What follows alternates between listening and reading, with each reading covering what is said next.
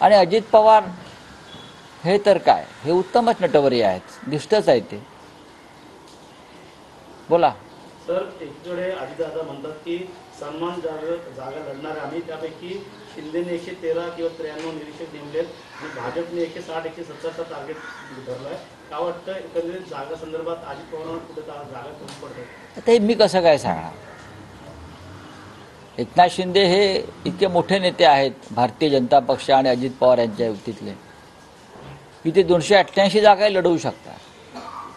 तुम्हाला विधानसभेच्या निकालानंतर कळेल की या राज्याचं मुख्यमंत्रीपद कोणाला मिळत आहे.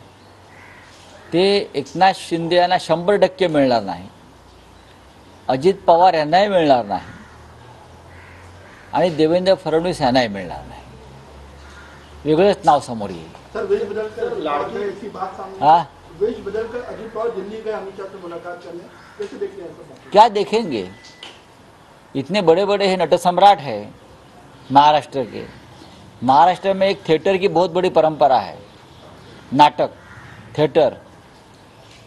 लेकिन अभी मुझे लगता है कि ये एकनाथ शिंदे, देवेंद्र फडणवीस, अजित पवार, ये लोग अपना वेश बदलकर, चेहरा बदलकर जिस तरह से घूम रहे थे सरकार बदलने के लिए और सरकार गिराने के लिए, कभी अमित शाह जी से मिले, कभी उनको मिले, तो उनको अभी मराठी रंगमंच पर उनको भी एक उनका योगदान रहना चाहिए. और हमारे जो बड़े बड़े नाटक लिखने वाले लोग हैं उनको मैं कहूँगा कि ये जो कैरेक्टर्स हैं उनको सामने रखकर आप नाटक लिखिए और ये लोगों को रंगमंच पर काम दीजिए.